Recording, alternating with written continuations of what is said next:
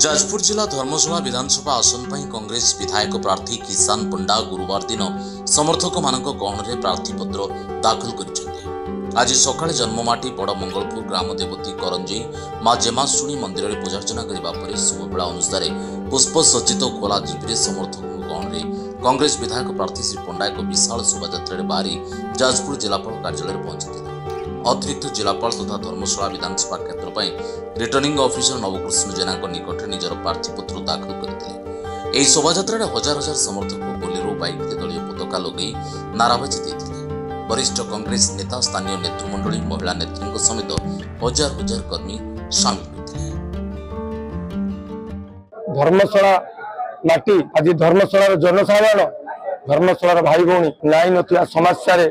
सम्मुखीन होती किए पानी पाउने किए शिक्षा पाउने किए स्वास्थ्य पाउने 25 वर्षर शासन व्यवस्था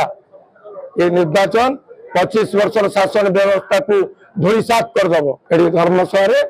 90 मसीह कांग्रेस दलर पताका उड़ी नहीं धर्मशाला माटी राज्य विधानसभा कांग्रेस दलर पताका उड़ेब यही कथा मु शपथ नहीं धर्मशाला जनसाधारण धर्मशाला भोटर भाई मैंने शपथ नहीं। नमस्कार करुच्ची कांग्रेस दल मु जड़े कर्मी दीर्घ वर्ष कार्य करिछि दीर्घ वर्ष कार्य भितर मते कांग्रेस दल मनोनीत कर सम्मान्य शरद पट्टनायक राज्य प्रदेश कांग्रेस कमिटी सभापति को नमस्कार करुच्ची धन्यवाद दूची समस्त नेतृमंडली को मो बड़ी कर्मी को एडी धर्मशाला माटी ये गण कौथुवा लोक आपण माने 25 वर्ष शासन व्यवस्था विरुद्ध संग्राम करने निर्वाचन लड़ाई सुजोग देती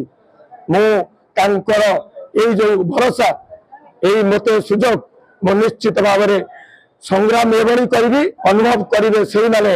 एवं ये संग्राम मोर नुहे धर्मशाला माटीर धर्मशाला भाई एवं भौणी मानकर मु निमित्त मात्र एति निवेदन करुच्ची मते थरे सुजोग दियंतु सेवा करने धर्मशाला माटी अनुभव करेंगे किसान पंडा किभली सेवा करें। धर्मशाला चिन्मय नायक रिपोर्ट जाजपुर न्यूज।